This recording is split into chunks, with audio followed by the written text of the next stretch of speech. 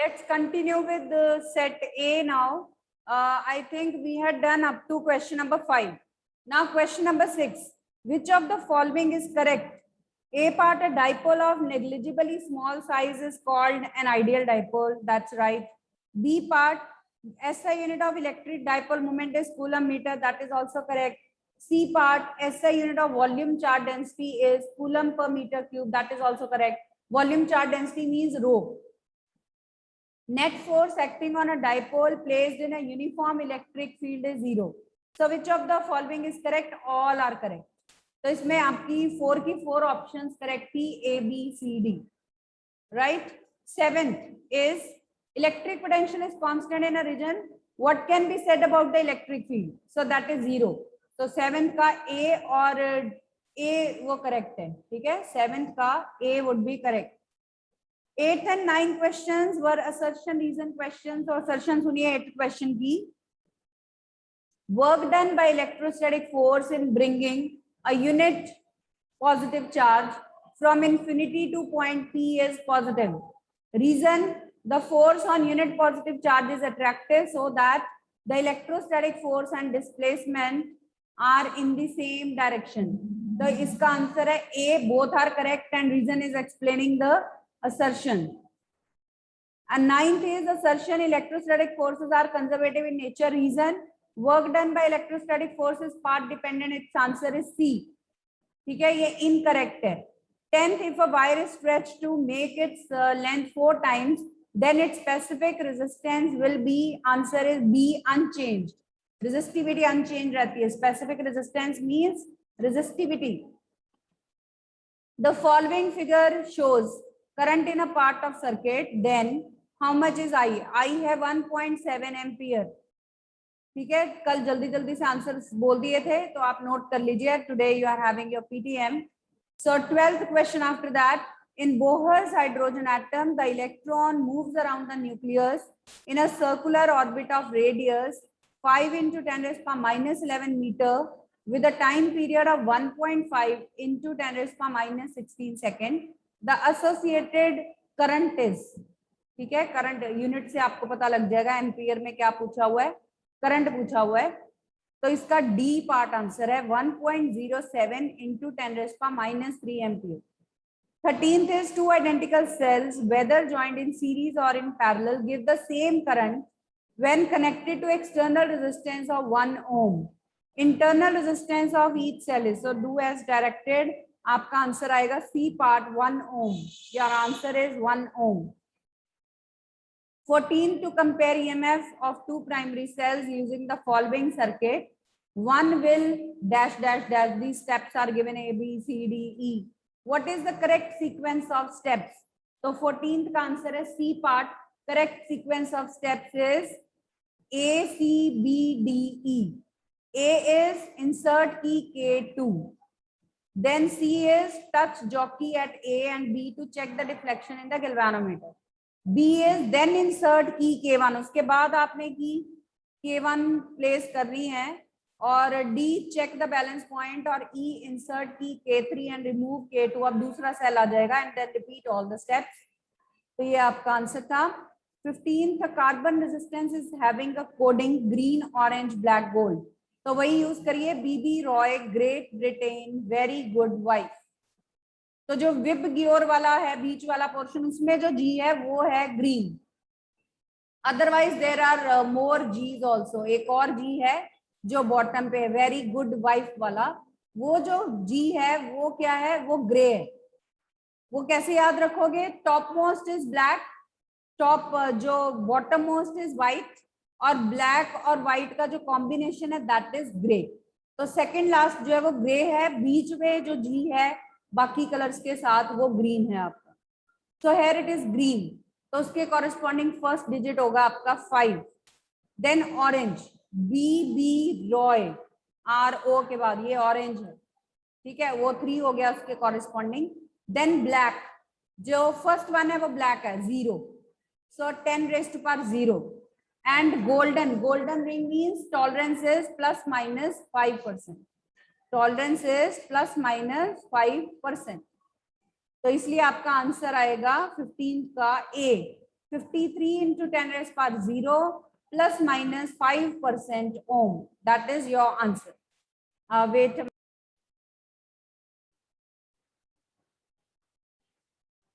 So I was telling you BB Roy, Great Britain, very good wife. तो ये पहला सबसे डार्क है ब्लैक, ब्लैक के बाद उससे लाइट आ जाएगा उसी के जैसा ब्राउन। ये जो है ये विबग्योर वाले कलर्स हैं, violet, blue, green, yellow, orange, red, ये वही कलर्स हैं। फर्स्ट वाला ब्लैक है, लास्ट व्हाइट है, एंड ब्लैक और व्हाइट का मिक्सचर ये है grey. So these are the names of colours. ऐसे आप लर्न कर सकते हो। B B Roy, Great Britain, very good wife, और it starts from 0, not from 1. Remember this, it starts from 0. Then the sequence of colors is green, orange, black, and golden in this question. So green, ये green है, पहला digit हो गया आपका 5. Orange, this is your orange color 3. Next third ring का colour 10 की power होगी, multiplier होगी. So black, this is black, 10 raised to power 0. Plus minus tolerance, golden ring के लिए टॉलरेंस होती है प्लस माइनस 5%, सिल्वर के लिए होती है प्लस माइनस 10%, और नो कलर के लिए 20%. So here it is golden, so plus minus 5%. So this is your answer. ठीक है, इसका मीनिंग क्या हुआ? ये 53 है, प्लस माइनस 5% का मतलब क्या है? 5% ऑफ 53. 5% ऑफ 53 प्लस माइनस है, इतना प्लस भी हो सकता है, इतना माइनस भी हो सकता है. ठीक है, 5% ऑफ 53 कितना है? 2.65. तो 2.53 में 2.65 आप ऐड भी कर सकते हो, सबट्रैक्ट भी कर सकते हो. तो ये उसका रेजिस्टेंस लिमिट विद इन इसके उसका आंसर है.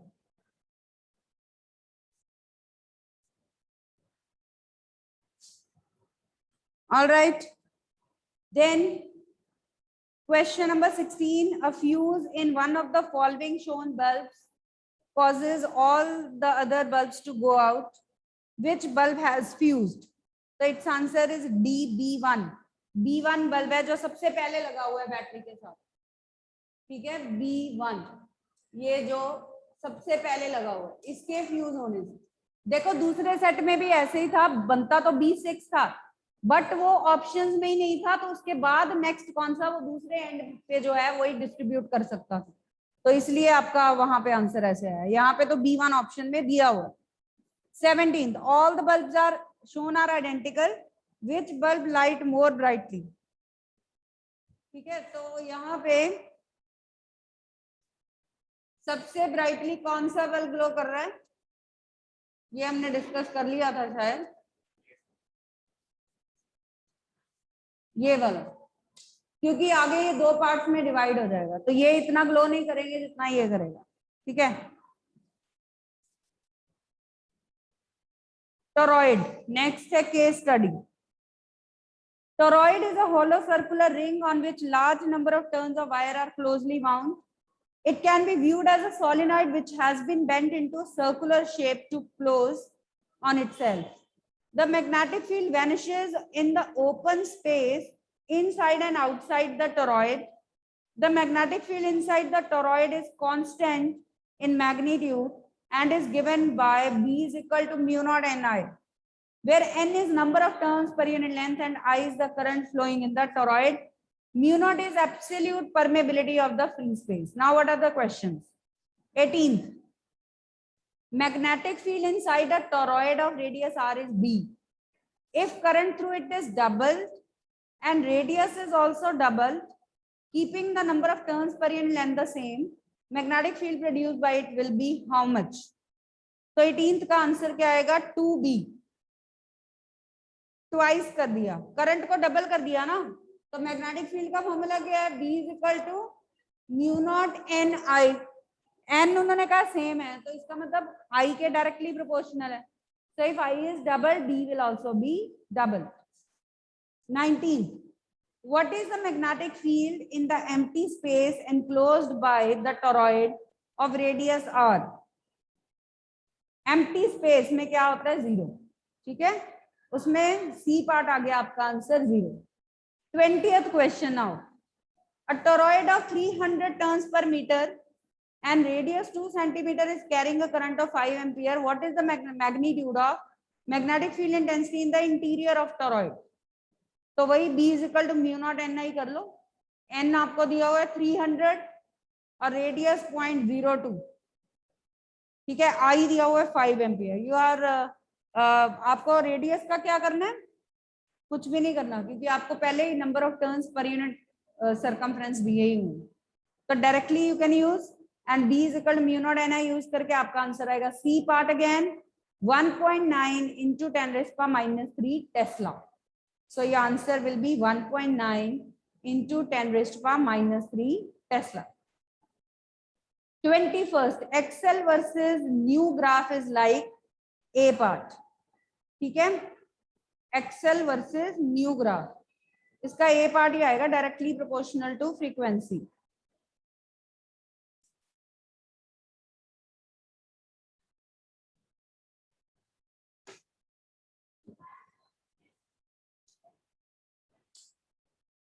क्योंकि एक्सेल होता है omega L, directly proportional. Then at the magnetic pole angle of dip would be. Poles पे डिप कितना होता है? 90 डिग्री. सो 22nd का C part. 23rd, two beams of protons moving parallel and in opposite directions will repel each other. दूसरे set में भी ऐसे ही था, उसमें था 2 प्रोटॉन्स है पैरेलल सेम डायरेक्शन में जा रहे हैं. यहाँ पे पैरेलल है ऑपोजिट डायरेक्शन में जा रहे हैं, तब भी वो क्या करेंगे? रिपेल ही करेंगे, क्योंकि उनके लाइक चार्जेस हैं. ठीक है, अगर वायर्स होती, करंट कैरिंग वायर्स होती जो पैरेलल हैं and they would have carrying the current in the same direction opposite direction, तो सेम में अट्रैक्ट करती है, ऑपोजिट में रिपेल करती. ठीक है. 24th, ये वही है, सेम ही था आई थिंक दोनों सेट में. In a certain region of space electric field E and magnetic field B are perpendicular to each other and an electron enters in region perpendicular to the direction of B and E, both moves undeflected. The velocity of electron is E by B. A part. 25th question. A conductor of length L carrying a current I is placed in a uniform magnetic field B, making an angle theta. Magnetic force experienced by conductor depends upon length of conductor, angle theta, magnitude of current flowing. D part can't say. तो इसका answer है A, B, C तीनों. A, B, C तीनों पे depend करेगा ना. आपका F क्या आएगा? Bill sine theta. फोर्स का फॉर्मूला क्या है? BIL sine theta.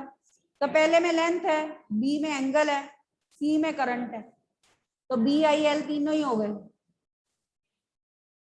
मतलब B तो है ही है, I, L और थीटा तीनों ही आ गए. तो F is equal to BIL sine theta is applicable here. So answer is A, B, C, all the three. Question number 26. The shunt resistance needed to convert 1 milliampere full scale deflection galvanometer of resistance 100 ohm into an ammeter to read up to 1 ampere is C part 0.1 ohm. Again वही formula use होगा. S is equal what? Shunt का formula कल हमने set B का question किया था, बताओ. हाँ, GIG over I minus IG. 27th question. Output voltage of an ideal transformer connected to 240 volt AC mains is 24 volt. Output है 24 और इनपुट है 240. कौन सा ट्रांसफार्मर है ये? स्टेप डाउन, कम कर रहे हैं ना वोल्टेज को. सेकेंडरी वोल्टेज 24 है output voltage. When the transformer is used to light a bulb with rating 24 volts 24 watt, the current in primary coil of the circuit is how much? IP निकालना है आपको. ठीक है, तो पहले जो आपको लोड रेजिस्टेंस दिया हुआ है, बल्ब, एक बल्ब दिया हुआ है जिसको चलाना है, तो आप उसके डाटा से आप आई निकाल सकते हो, उसका आई एस निकाल सकते हो, आई सेकेंडरी निकाल सकते हो। कैसे, कौन सा फॉर्मूला यूज होगा? पी और वी दिए हुए, P is equal to V I से। देखो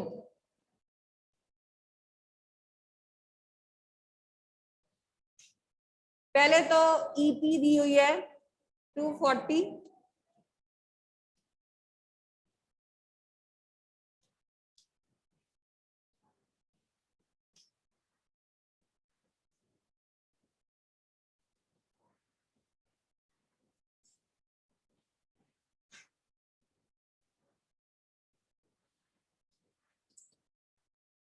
अब अगेन वही ट्रांसफॉर्मेशन रेशियो वाला फॉर्मूला,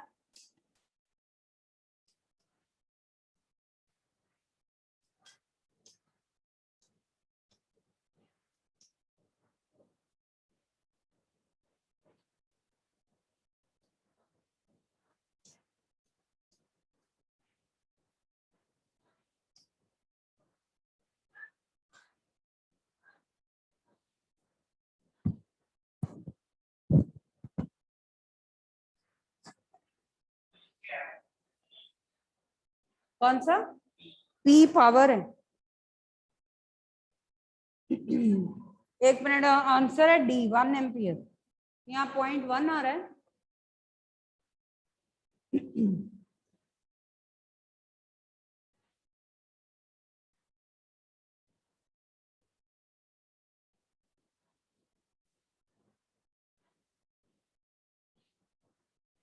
अरे नहीं नहीं, ये देखो ना, हाँ ठीक है, आउटपुट वोल्टेज 24 ही है और उसकी अपनी पावर भी 24 वॉट है।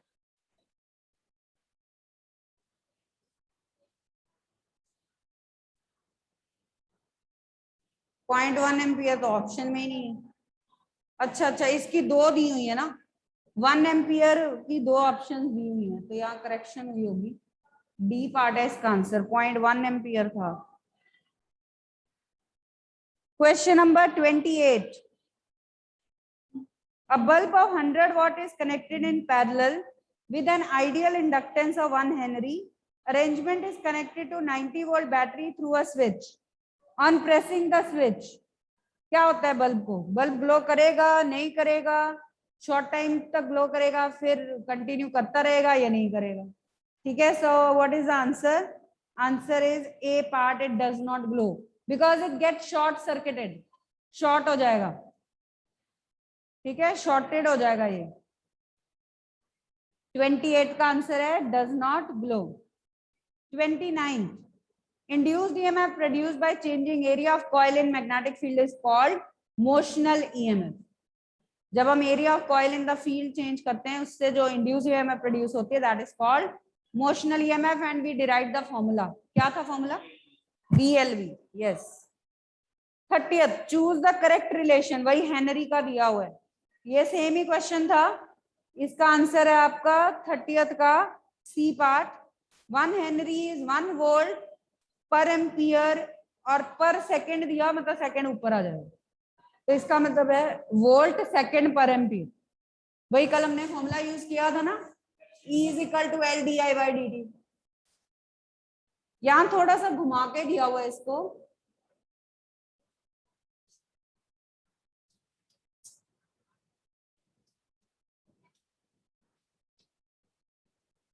ये है ना, अब उसको उन्होंने क्या किया, एम्पियर और सेकंड को यहां लिख दिया, ऐसे कर दिया, तो सी पार्ट आपका आंसर। हेनरी किसका यूनिट है? इंडक्टेंस का। हेनरी नहीं, एक मिनट, हाँ आपने किसका निकालना है? हेनरी का निकालना है ना। L is equal two volt हो गया ये।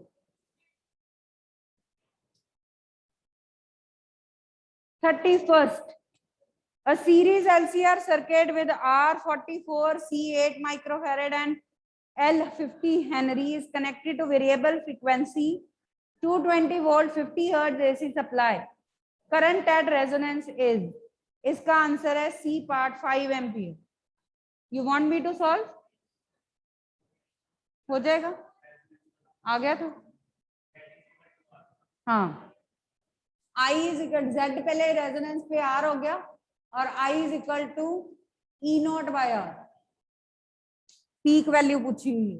अब ई नॉट कैसे आएगी, E V root to,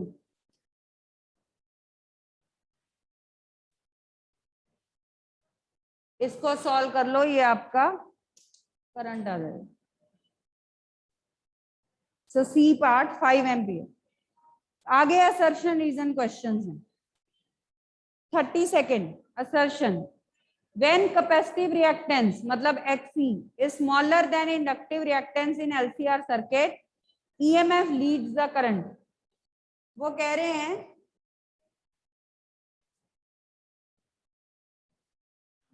when Xc is greater than XL तो EMF leads the current। ये कौन सा कैपेसिटेंस डोमिनेटेड सर्किट हो गया ना, उसमें तो करंट लीड करता है, ये असर्शन रॉन्ग हो गई। कैपेसिटिव सर्किट हो गया ना तो उसमें करंट लीड करता है, यहाँ इन्होंने बोला है EMF leads the current, so assertion is wrong. Reason, phase angle is the angle between alternating EMF and alternating current of the circuit. ये ठीक है पर ये उसको एक्सप्लेन नहीं कर रही, तो assertion is wrong, reason is true. तो आपका आंसर आ गया सी। तो 32nd का आपका आंसर आ जाएगा सी। 33rd assertion, we use a thick wire in secondary of step down transformer to reduce the production of heat। Reason, when plane of armature is parallel to the lines of magnetic field, magnitude of induced EMF is maximum। तो इसमें पहले check करो कि दोनों ठीक है कि नहीं, आपको यही सेट था। We use a thick wire in secondary of step down transformer to reduce the production of heat। Step down में सेकेंडरी के अक्रॉस वोल्टेज जो है वो कम होती है, ठीक है। तो वोल्टेज अगर कम है तो व्हाट डू यू से, रेजिस्टेंस उसका वोल्टेज कम है तो करंट ज्यादा होगा, करंट ज्यादा है तो रेजिस्टेंस कम चाहिए। कम रेजिस्टेंस के लिए आप कैसी वायर प्रेफर करते हो, R is equal to rho L by A. कम रेजिस्टेंस है तो area of cross section should be more, thick wire होनी चाहिए। तो ठीक है, असर्शन करेक्ट है, वो कह रहे हैं कि थिक वायर यूज करते हैं। Reason, when the plane of armature is parallel to lines of magnetic field, induced EMF is maximum. ठीक तो है स्टेटमेंट पर उसके साथ रिलेटेड नहीं, तो इसका आंसर है B. 34th assertion, no power loss associated with pure capacitor in AC circuit। ठीक है, पावर लॉस नहीं होता प्योर इंडक्टर में, प्योर कैपेसिटर में। Reason, no current is flowing in the circuit. Reason क्या है, no current is flowing in the circuit. इसका answer लिखा हुआ है की में C part.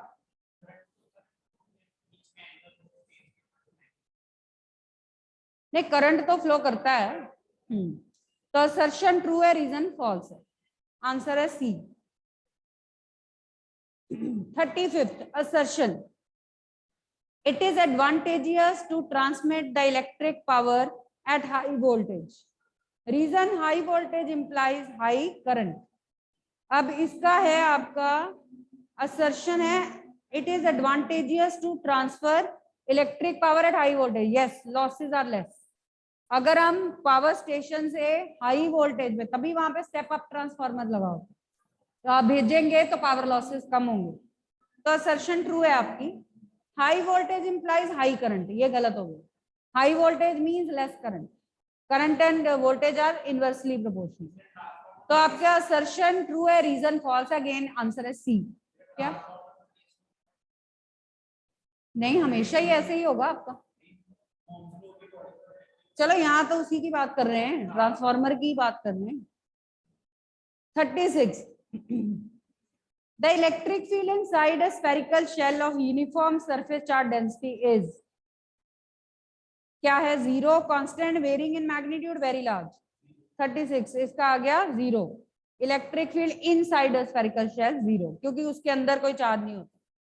Number of electric lines radiated outward from 1 microcoulomb charge, ये दोनों सेट में था, यहाँ माइक्रोकूलम चार्ज बोल दिया, ठीक है। तो phi is equal to Q by epsilon not.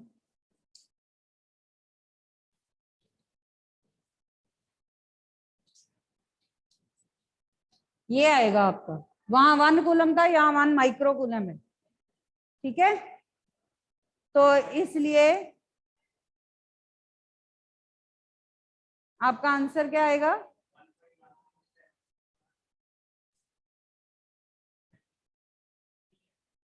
Otherwise 11 होता है ना, 5 आ गया उसमें से, ए ही आ जाएगा, सी आएगा शायद। हाँ, पावर 5 आएगी और ये एक्यूरेट क्या है 1.13 इंटू 10⁵, सी आएगा। 38. A dielectric slab fits in completely between the plates of capacitor. Capacitance of parallel plate capacitor becomes K times. जब डायलेक्ट्रिक कंप्लीटली फिल करता है तो K टाइम्स हो जाती है, जब कंडक्टर पूरा फिल करता है तो इनफाइनाइट हो जाता है। तो एक में इनफाइनाइट था, एक में K टाइम्स था। 39. Temperature coefficient of resistance for metals is positive, क्योंकि उनका resistance that increases with temperature, तो अल्फा पॉजिटिव होता है। 40th. Number of electrons constituting current of 1 ampere, यहाँ पे 1 एम्पियर है तो कितना आएगा आपका? वही आएगा 6.25 इंटू 10⁻18। यही आएगा कि कोई और व्यू है आपका? किसी ने किसी और तरीके से किया हो, कोई और आंसर आ रहा हो तो बताओ। Yes, any other answer if you are getting, बताओ। एनीवन?